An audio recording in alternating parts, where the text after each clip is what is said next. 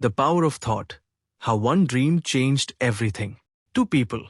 One world. One sees darkness. The other sees light. What changed? Not the world, but their mind. Everyone in our village called me the dreamer.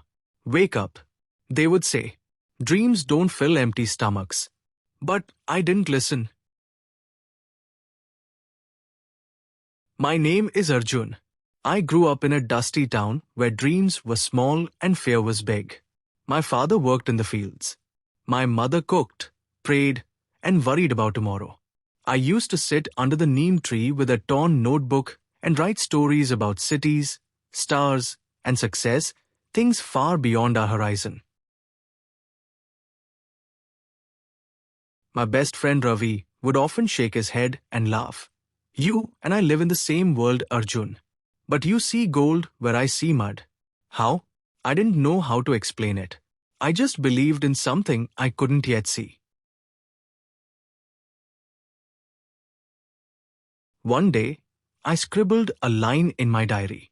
Man alone has the power to transform his thoughts into physical reality. I didn't fully understand it then, but I felt its truth in my bones. Years passed. After college, Ravi and I moved to Delhi. We both landed jobs at a noisy call center. We answered endless calls, day and night, with scripts we didn't believe in. Ravi hated every second. This is life now, he muttered. Welcome to the real world. But I didn't accept that.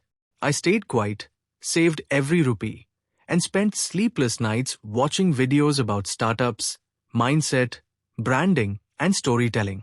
While Ravi partied on weekends, I studied.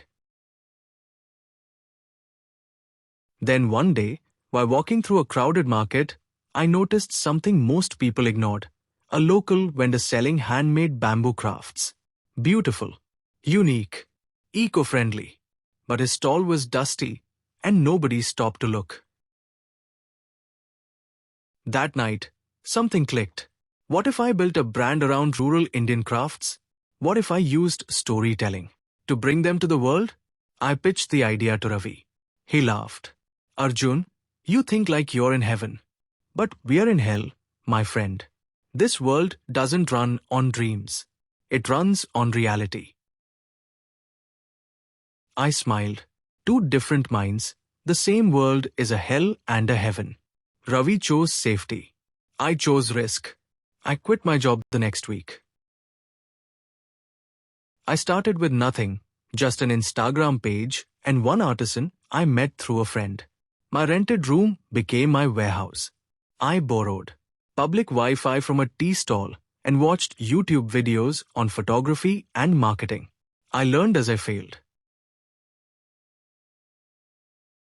And I failed a lot. Orders got delayed. Products got damaged. Some days I had no sales. My landlord asked me to vacate. But something inside me whispered, keep going. Then, after 8 months of near silence, boom! A viral reel changed everything. A travel influencer ordered one of our bamboo lamps, loved it, and posted a review. Within days, my page exploded with messages and orders. I packed till 3 a.m. every night. I hired 2 people, then 5, then opened a workshop in a nearby town. We named it Roots and Rise. 6 months later, Ravi visited. He looked around at the buzzing team, the shelves full of raw materials, the computer where I now tracked global orders. This is your dream? No, I smiled. This is just the beginning. Today, Roots and Rise supports over 50 rural artisans across India. We ship across the country and to 5 other nations. I now speak at colleges, mentor first-gen entrepreneurs, and share my story in both English and Hindi to inspire more dreamers like me. And Ravi? He finally quit his job and joined me. Today, he manages logistics, and together, We laugh about how different our dreams once looked. Always remember, your thoughts shape your world. What you believe, you become. Don't wait for the world to change, be the one who changes it. If this story touched your heart, don't keep it to yourself. Like, share, and subscribe to Flourish with English, where we don't just learn English, we grow through stories. Thanks for watching. See you soon with another interesting story.